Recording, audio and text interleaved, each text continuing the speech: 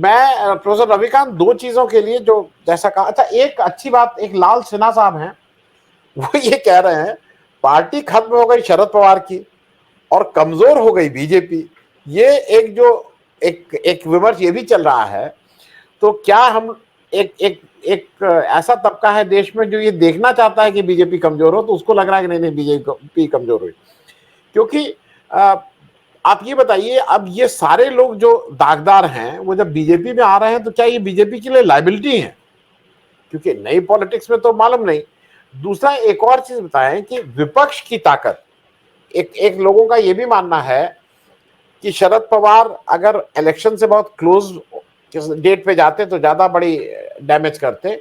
आज चले गए हैं, ठीक है, उसका जो भी रिपरकशन है, उसका जो भी प्रभाव है, वो धीरे धीरे धीरे धीरे एक दो चार महीने में लोग भूल जाएंगे।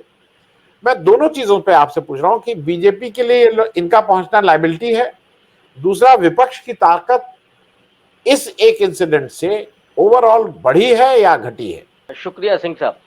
देखिए, कोशिश तो यही है कि विपक्ष किसी तरीके से कमजोर दिखाया जाए। पटना में जो बैठक हुई उसके बाद विपक्ष पर बीजेपी हमलावर रही और उसी से समझ में आया कि विपक्ष कितना मजबूत है भारतीय जनता पार्टी के जेहन में। ऐसे तो वो दिख ही रहा है कि बिहार में, महाराष्ट्र में, बंगाल में, झारखंड में, यहाँ पे विपक्ष की जो एकजुटता है वो भारतीय जनता पार्टी के लिए मुश्किलें पैदा कर सकती है। और यही वजह है कि बहुत तेजी से रिएक्शन भी आया। ये जो कल हुआ महाराष्ट्र में, उसमें एक पहला तो यही संदेश देने की कोशिश की गई कि देखिए, विपक्षी जो एकता है वो बिखर रही है, इसमें कोई अब मजबूती नहीं है, इनमें नरेंद्र मोदी से लड़ने की कोई संभावना नहीं है, ये दिखाने की कोशिश हो रही है।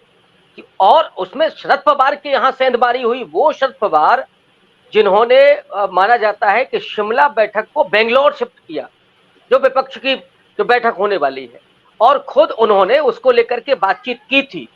बेंगलोर में जो बैठक होती उससे एक और मजबूत संदेश जाता नरेंद्र मोदी भारतीय जनता पार्टी के लिए और पूरे देश के जनमानस के लिए, तब जब मणिपुर एक तरफ जल रहा है और दूसरी तरफ टमाटर 100 रुपए के ऊपर चल रहा है। ऐसे में मोदी जी के लिए बहुत मुश्किल था। लेकिन नरेंद्र मोदी जब भोपाल में भाषण देते हुए कहते हैं कि सारे लोग जेल जाएंगे, मैं इस बात की गारंटी देता हूं, तो अब लोग पूछेंगे कि साहब अगर आपके साथ आ जाए तो वो भ्रष्टाचारी नहीं है, विपक्ष में रहे तो ही भ्रष्टाचारी है। अब ये जो आ रहे हैं, डेफिनेटली भारतीय जनता पार्टी के लिए मुश्किलें पैदा होने वाली हैं, क्योंकि हर बार आपका चला हुआ ही तीर कामयाब नहीं होता है, कई बार वो उलट करके भी लगता है। तो मुझे जो लग रहा है कि भारतीय जनता पार्टी के लिए ये सारे लायबिलिटी तो बन ही रहे हैं। इसके अलावा शरद पवार इसमें क्या खेल रहे होंगे, मैं लखनऊ में बैठ करके उस चीज को नहीं अभी समझ पा रहा हूं। उसमें विवेक जी हैं और आप लोग हैं, वो बेहतर बताएंगे। और शरद जी जिस तरह की पॉलिटिक्स करते रहे हैं, भाई अजित पवार कोई पहली बार डिप्टी सीएम नहीं हुए हैं, 5वीं बार डिप्टी सीएम की उन्होंने शपथ ली है। इसके पहले सुबह 5 बजे उन्होंने ली थी और भारतीय जनता पार्टी को क्या उन्होंने चकमा दिया था वो सब जानते हैं। खुद देवेंद्र फडणवीस ने कहा कि शरद पवार उसमें शामिल थे या बातचीत उनसे हुई थी। तो अब जो हो रहा है, क्या उसमें शरद पवार शामिल नहीं है, ये कैसे हो गया? जो जो दिख रहा है वो कई बार नहीं होता है, और जो होता है वो नहीं दिखता है। पॉलिटिक्स में तो अक्सर ये होता है। तो ये यही राजनीति है ना। और राजनीति को क्यों लोग उस नजरिए से देखते हैं कि साहब बड़ी बेहुदा किस्म की चीज है। बेहुदा किस्म की चीज का मतलब है कि इसमें 2 और 2 4 नहीं होते हैं, 2 और 2 3 भी हो सकते हैं और 5 भी हो सकते हैं। बड़ी जटिल चीज है।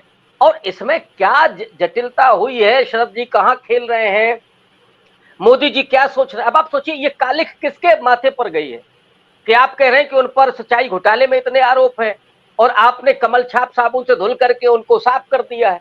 तो क्या लोग इस बात को नहीं जानेंगे कि वही अजित पवार जिन पर आरोप लगा रहे थे वो आपके साथ शामिल हो गए हैं? तो महाराष्ट्र में इमेज किसकी खराब होगी, या महाराष्ट्र के बाहर मैसेज किसके खिलाफ जाएगा? बीजेपी के खिलाफ जाएगा। तो डेफिनेटली बीजेपी को इससे नुकसान होने जा रहा है, कोई बहुत बड़ा फायदा नहीं होने जा रहा है। वो चाहते ये थे कि विपक्ष की एकजुटता को हम कमजोर दिखा सकें। लेकिन क्या बंगलोर की मीटिंग नहीं होगी? और बंगलोर की मीटिंग में शरद पवार नहीं जाएंगे क्या? और फिर जो रणनीति बनेगा, मुझे लगता है कि इसमें जो अरविंद केजरीवाल जैसे लोग हैं, जो अभी छिटकते हुए दिख रहे हैं, जो अपनी बाहें खींच रहे हैं ऊपर के, अरुणाचल प्रदेश में भी हम लड़ेंगे, ले दे करके एक सांसद उनके पास, हालांकि उनके पास पंजाब और दिल्ली में वो सरकार में है, लेकिन पार्लियामेंट में तो सिर्फ एक आदमी है। और वो जो बाहें चढ़ा रहे हैं, उनको भी समझना पड़ेगा कि जहां उनके डिप्टी सीएम गए हैं, कहीं वो भी ना पहुंच जाए। तो विपक्ष को ये चैलेंज भी है, और उसको कहीं कंप्रोमाइज ना करना पड़े, तो फिर उनको बेंगलोर में वो एकजुटता दिखानी पड़ेगी। और मोदी जी की बात अब मुझे नहीं लगता है कि उतना लोग ध्यान से सुनते हैं। वो 15 लाख का जुमला लोगों को याद है, अच्छे दिन के वादे याद हैं, और वो भ्रष्टाचार खत्म करने के भी वादा याद है, किसानों की आय दोगुनी 22 में हो जाएगी, वो सब लोगों को याद है। लोग इस बात को जानते हैं कि मोदी जी जो कहते हैं वो नहीं करते हैं, और जो नहीं कहते हैं वो डेफिनेटली करते हैं। अजीत पवार को जेल भेज रहे थे, सरकार में शामिल कर लिया। ये मोदी जी की पॉलिटिक्स है, लोग इसको समझ रहे हैं, और इसी से मुझे लगता है कि भारतीय जनता पार्टी और मोदी जी कमजोर होंगे। मुगालता वो भले ही कुछ भी पाल रहे हो, और उनकी रणनीति आगे क्या होगी वो हम लोग नहीं जानते। इसके बाद वो क्या गेम खेलेंगे, फिलहाल जो दिख रहा है उससे तो ये लगता है कि बीजेपी कमजोर होगी, और ये लोग लाइबिलिटी ही बनेंगे, और इसकी कालिख उनके ही सिर पर जाने, उनके माथे पर लगनी। प्रोफेसर रविकांत, एक चीज और आपसे, एक चीज और हो गई, जो फ्रैक्चर्ड आजकल आ रहा है ना मैंडेट, जनता धीरे धीरे उससे त्रस्त हो गई है, क्योंकि फ्रैक्चर्ड मैंडेट की आड़ में बहुत से बेमानी और लूट खसोट की बातें हो जाती हैं। लोग भाई कहते हैं अब कोलिशन गवर्नमेंट है, हम क्या करें, चलाना है। एक आपको नहीं लग रहा है कि ऑफलेट अब क्लियर मैंडेट दे रही है जनता, वो चाहे शुरुआत चाहे बंगाल में हो, चाहे वो गुजरात हो, हिमाचल हो, कर्नाटक हो, हर जगह क्लियर मैंडेट दे रही है कि आपके पास ये गुंजाइश नहीं है कि साहब कोलिशन गवर्नमेंट थी, हम क्या करते। एक तो इस पे आपसे जरा पूछना है। दूसरा, राहुल गांधी तो मतलब भारत जोड़ो यात्रा के बाद जितने एकाग्र हो गए हैं, बिल्कुल अर्जुन की आंख की तरह उनको अपना लक्ष्य क्लियर है, वो अपना काम किए जा रहे हैं। कल तेलंगाना की बड़ी सभा, मणिपुर, वो हर उन जगहों पे पहुंच रहे हैं जहां पे लोगों को रहना चाहिए। इन दोनों चीजों पे जनता अब मैंडेट बिल्कुल क्लियर दे रही है, फ्रैक्चर नहीं दे रही है। और दूसरा, राहुल गांधी की जो एकाग्रता है दोनों पे। देखिए सिंह साहब, इन 10 सालों में बहुत कुछ बदला है। लोगों ने 2014 में जब नरेंद्र मोदी को चुना, तो उन बातों पर उन्होंने भरोसा किया कि अब भ्रष्टाचार से अब हमको मुक्ति मिल जाएगी, कानून व्यवस्था का सवाल वो दुरुस्त हो जाएगा, अब रेप नहीं होंगे, काला धन वापस आ जाएगा, या महंगाई बेरोजगारी से मुक्ति मिल जाएगी। इन उम्मीदों के जरिए लोगों ने सोचा कि नरेंद्र मोदी को लाया जाना चाहिए, बड़ी बड़ी उम्मीद थी उनको। लेकिन जिस तरह से लोगों की उम्मीदें ही नहीं, बल्कि इस लोकतंत्र के प्रति जो उनके विचारों का क्षरण हुआ है, और इस पर वो पुनर्विचार करने लगे हैं कि सिर्फ कोलिशन गवर्नमेंट ही नहीं, बल्कि इतना बड़ा मैंडेट भी किसी को नहीं देना चाहिए कि वो तानाशाह बन जाए। और अगर मैंडेट दिया जाए तो किसको दिया जाए, इसको भी लोग देख रहे हैं कि एक ऐसे राजनीतिक दल को कि जो थोड़ा उन पारंपरिक मूल्यों पर चलता हो, जिसमें लोकतंत्र और संविधान की शर्म लिहाज हो, जो जनता को केवल भेड़ और बकरी की तरह हाँकता ना हो। ये चीजें लोगों की अब जेहन में आ रही। एक उदारतावादी पार्टी है, उदारतावादी नेता को अब पसंद करने की तरफ लोग बढ़ रहे हैं। अब वो कोलिशन गवर्नमेंट होगी क्या होगी, इसको लेकर के तो मुझे लगता है कि अभी नहीं है, लेकिन ये बहुत क्लियर हो रहा है कि एक हमें उदारतावादी नेता और उदारतावादी सरकार चाहिए। अब इसमें राहुल गांधी पहली पसंद बन करके आ रहे। आप महाराष्ट्र में ही देखिए कि एक अखबार ने जो सर्वे किया, उसमें सर्वाधिक लोकप्रिय राहुल गांधी महाराष्ट्र, जिनके बारे में आज के 6 महीने पहले क्या कहा जाता था, वो राहुल गांधी अगर सर्वाधिक लोकप्रिय हो रहे हैं महाराष्ट्र में, तो इसका मतलब कुछ और है। दूसरा, कल तेलंगाना की आपने बात की, अपार जनसमूह, और जिस तरह के उन्होंने हमले किए, राहुल गांधी पहले उस तरह के हमले नहीं करते थे। सीधे तौर पर अब वो आर पार की लड़ाई के मूड में दिखाई पड़ रहे। तो यह बीआरएस के लिए उन्होंने कहा कि ये भारतीय जनता पार्टी की वो रिश्तेदार पार्टी है, इनकी बी टीम है। बीजेपी लड़ाई में यहाँ नहीं है, तो अब वो उनके बी टीम लड़ रही है।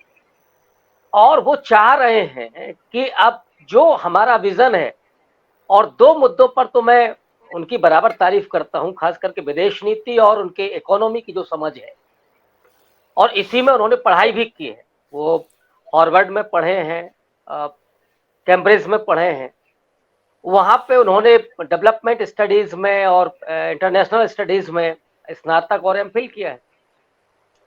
वो समझ उनकी बहुत स्पष्ट तौर पर दिखाई देती है। और जो धारणा बनाई गई थी लोगों की कि राहुल गांधी बहुत नासमझ हैं, बहुत पार्ट टाइम किस्म के नेता हैं, वो पर्यटन पॉलिटिक्स करते हैं, लेकिन उन्हीं राहुल गांधी ने अपने उस समझ के जरिए आज इस बात को पुख्ता कर दिया है कि देश को चलाने की जो समझ और काबिलियत है वो एक व्यक्ति में अभी है, जो झूठ नहीं बोलता है, जो लफाजी नहीं करता है।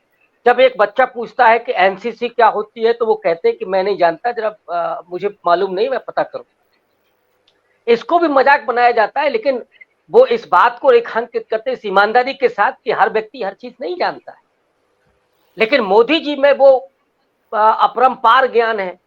वो नाले की गैस से चाय बना सकते हैं, वो बादलों के बीच से हवाई जहाज को गुजार सकते हैं और रडार नहीं पकड़ पाएगा, वो तक्षशिला को बिहार में ला करके दिखा सकते हैं। तो ये एक नरेंद्र मोदी की अपनी छवि है, जिसको लोग अब जानने लगे हैं कि एक बहुत झूठ बोलने वाले प्रधानमंत्री, और कोई भरोसा नहीं किया जा सकता। अब इसमें भी क्या हुआ, आप भोपाल में कह रहे हैं कि ये सब जेल जाएंगे, हम इनको जेल भेजेंगे, वो आपने सरकार में शामिल कर लिया। क्या छवि बनेगी नरेंद्र मोदी? दूसरी तरफ राहुल गांधी वो व्यक्ति है जो पटना की रैली में, पटना की बैठक में सीधे तौर पर कहता है कि हम सब कुछ कंप्रोमाइज करने के लिए तैयार हैं। जिसे ईडी के जरिए डराने की कोशिश होती है, वो खड़ा होता है, सड़क पर भी होता है, 4000 किलोमीटर पैदल चल करके लोगों में विश्वास पैदा करता है। वो कहता है कि आपको डरना नहीं है। जिसने अपने पिता को, अपनी दादी को खोया, वो व्यक्ति पूरा निर्भय होकर के और लोगों के बीच में जा रहा है।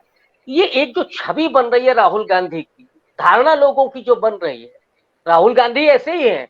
मैं इस बात को पहले से भी कहता था, लोगों की जो धारणा अब बदल रही है राहुल गांधी के बारे में, वो अगले 6 महीने में कहां पहुंचेगी। और मुझे लग रहा है ये जो उठापटक है, इसका सबसे ज्यादा लाभ तो कांग्रेस पार्टी को होने जा रहा है, और उसमें राहुल गांधी की सबसे विश्वसनीय छवि बनकर के निकलेगी। इसी के जो पूरा है घटनाक्रम, और अभी इस तरह घटनाक्रम और होंगे, उसका तो मुझे लगता है कि सबसे ज्यादा फायदा राहुल गांधी और कांग्रेस पार्टी को, अगर वो उसी तरह से मल्लिकार्जुन खड़गे और राहुल गांधी काम करते हैं, मेहनत करते हैं। अब बेंगलोर में 15-16 जुलाई को जो बैठक होने जा रही है, उसमें आप देखिएगा क्या होता है।